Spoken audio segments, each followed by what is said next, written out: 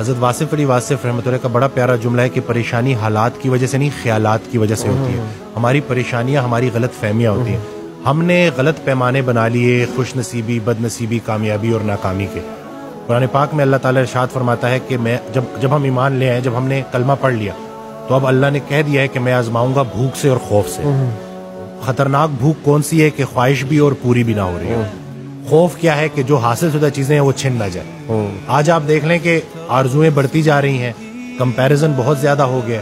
رسول اللہ صلی اللہ علیہ وسلم کی حدیث ہے کہ جب بھی دیکھو اپنے سے نیچے کو دیکھو, سر اٹھا کے اللہ سے کچھ مانگنے سے پہلے سر جھکا کے وہ ساری نعمتیں گن لو جو اللہ نے پہلے سے دی ہوئی ہیں. اینگزائٹی وسوسوں کی نیگیٹو تھاٹس کی بیماری ہے, یا ماضی کا پچھتاوا یا مستقبل کے اندیشے. پریزنٹ مومنٹ میں بندہ نہیں رہتا, یا ماضی کے اس کے بارے میں سوچتا رہتا ہے. آدھے لوگ تو ماضی بدلنا چاہتے ہیں, دیکھیں کیا چاہتے ہیں. وہ وقت جو ویسے ہی گزر گیا اس کو اپنے دماغ میں پھر سے لا کے, اللہ تو کسی کو اس کی برداشت سے زیادہ نہیں آزماتا, ہم خود کو آزما رہے ہوتے ہیں. خطرہ باہر سے نہیں ہے, کیونکہ اینگزائٹی میں نا ایک فیئر بھی ڈیولپ ہو جاتا ہے, خطرے کا احساس ہوتا ہے. خطرہ باہر سے نہیں ہے, خطرہ اندر سے ہے. شیطان ہماری رگوں میں خون کی طرح دوڑتا ہے اور وہ دو ہی کام کرتا ہے, یا مغرور کر دیتا ہے یا مایوس کر دیتا ہے. جب آپ کے حالات اچھے ہوں گے تو مغرور کر دیتا ہے, یہ اس کا طریقہ واردات ہے. یا اگر کہیں ذرا سختی آئے گی تو وہ آپ کو مایوس کر دے گا. اور اللہ نے تو سیدھا سیدھا کہہ دیا کہ میری رحمت سے مایوس نہ ہونا, میری رحمت میرے غضب پر حاوی ہے. اپنے حال کو نہیں دیکھنا ہوتا, اپنے خیال کو دیکھنا ہوتا ہے. اس دن میں حضرت واصف علی واصف رحمۃ اللہ کی ایک آڈیو سن رہا, اس میں ارشاد فرماتے ہیں کہ پیغمبر کی ابتلا تقرب کی انتہا ہوتی ہے.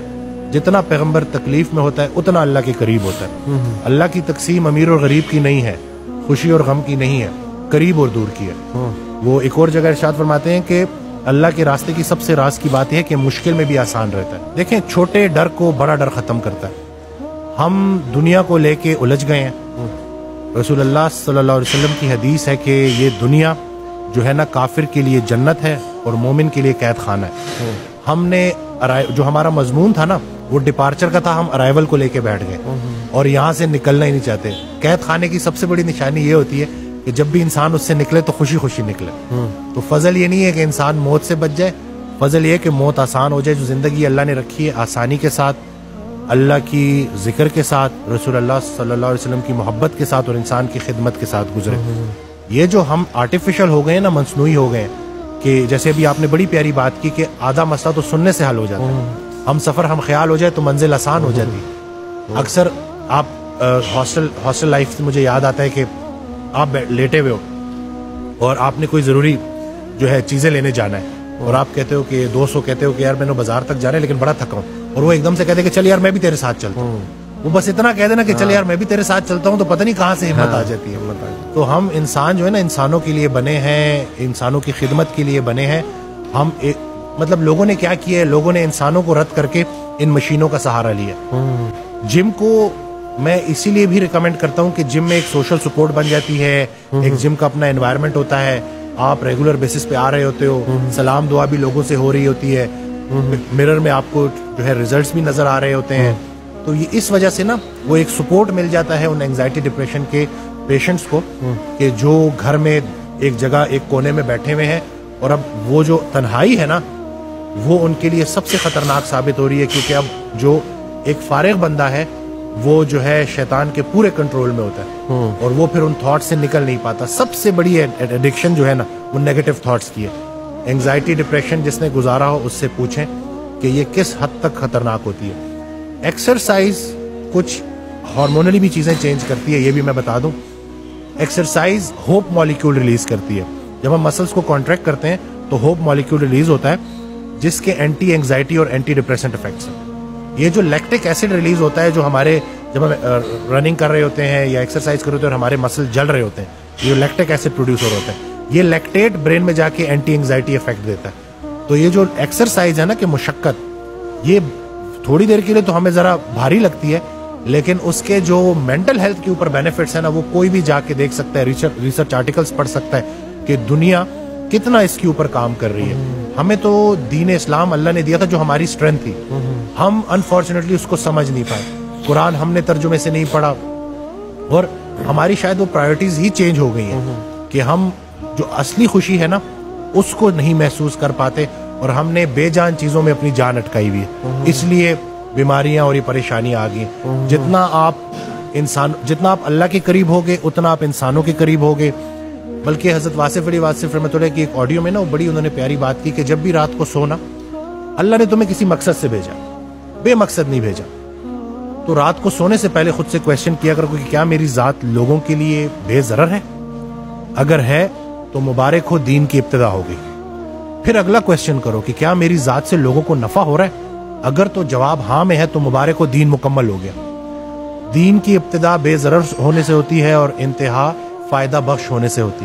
تو یہ ہم نے نا اس چیز کو لے کے چلنا ہے. اور یقین جانے میں خود اپنی جرنی بھی شیئر کر چکا ہوں. میں نے 3 ایئرز انگزائٹی کے ساتھ گزارے ہیں اور اس پورے پروسیس میں نا میں نے بڑا کچھ سیکھا. کیونکہ انسان وہ کہتے ہیں نا ڈوبتے کو تنکے کا سہارا, تو چھلانگے مار رہا ہوتا ہے, کچھ نہ کچھ ڈھونڈ رہا ہوتا ہے. تو اسی دوران میں نے بڑی چیزیں سیکھیں. وہ راحت جو تمہیں سلا رہی ہے اس سے وہ تکلیف بہتر ہے جو تمہیں جگا رہی ہے. یہ جو اللہ کی طرف سے جو تکالیف آتی ہیں نا, یہ دعوت نامے ہیں جگانے کے لیے. کہ اے میرے بندے جاگ, کہیں زیادہ آرام پسند تو نہیں ہو گیا, کہیں زیادہ کمفرٹ میں تو نہیں چلا گیا, کہیں آس پاس دیکھ رہے یہ جو پڑوسیوں کے حقوق کے اوپر صحابہ سمجھتے کہ شاید جائیداد میں بھی ان کو حصہ نہ دے دیا جائے. تو یہ پورا اسلام جو ہے نا, یہ پورا کا پورا آپ کے پاس آپ کی پرابلمز کا حل ہے. لیکن ہم اس اسلام کو سمجھے نہیں ہیں. اکثر آج کل یہ سو کالڈ ذرا یہ جو کچھ لوگ ہیں وہ کہتے ہیں کہ کیسے آپ ایک بیماری کو اسلام سے ریلیٹ کر رہے ہیں. کیا اسلام آپ کو کمپیشنیٹ ہونا نہیں سکھاتا؟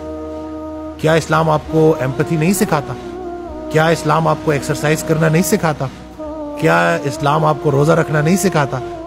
کیا اسلام آپ کو جس نے اپنے آپ کو پہچان لیا اس نے اپنے رب کو پہچان لیا.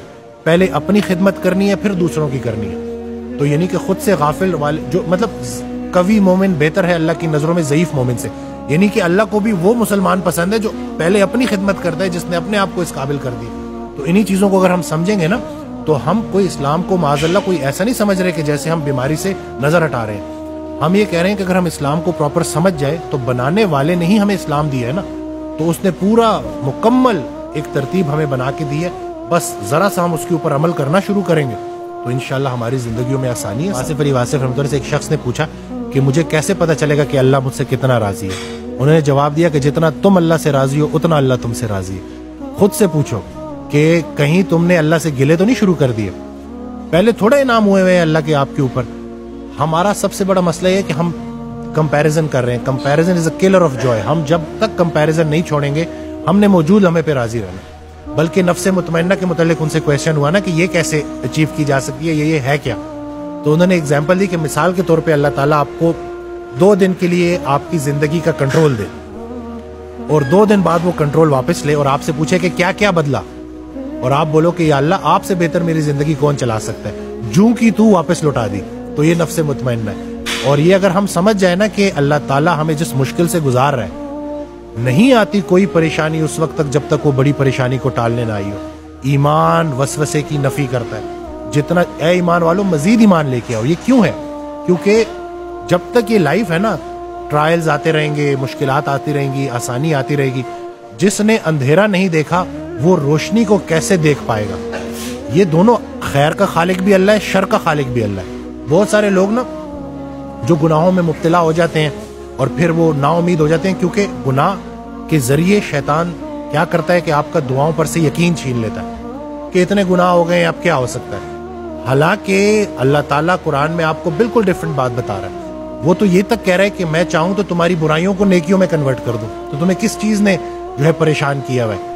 خیال درست ہو جائے نا, منظر خیال بدل جائے تو منظر بدل جاتا ہے. لیکن لوگوں کا بیٹھنا, لوگوں میں اپنی سنگت کو دیکھنا کہ آپ کن لوگوں میں بیٹھ رہے ہو, کوئی ایک انسان اللہ کے حوالے سے منتخب کر لو اور اس کی بات ماننا شروع کر دو. میں تو یہی سمجھا. بلکہ وہ اکثر کہا کرتے تھے کہ جو صرف اللہ کو مانتا ہے نا اور انسانوں کو نہیں مانتا وہ شیطان بھی تھا. جب اللہ نے کہا کہ سجدہ کر, نے کہا میں نہیں کرتا, میں صرف آپ کو مانتا ہوں. ٹھیک ہے, تو راندہ درگاہ ہو گیا. تو یہ چیز سمجھنی ہے کہ آپ کی لائف میں دین کے اعتبار سے کوئی استاد ہے کہ نہیں ہے, جو آپ کا کام ہے اس سے ریلیٹڈ کوئی استاد ہے کہ نہیں ہے. یہ جو بے استاد لوگ ہیں نا, ڈاکٹر گوگل شریف نے جو ہے یہ بڑا کام خراب کیا ہے کہ اب لوگ گھر بیٹھے خود سے ڈاکٹر بن رہے ہیں. ایک چیز جو گوگل آپ کو نہیں دے سکتا وہ ہے ایکسپیرینس, وہ ہے تجربہ. جتنا علم اطاعت سے ملتا ہے اتنا کسی کتاب سے نہیں ملتا.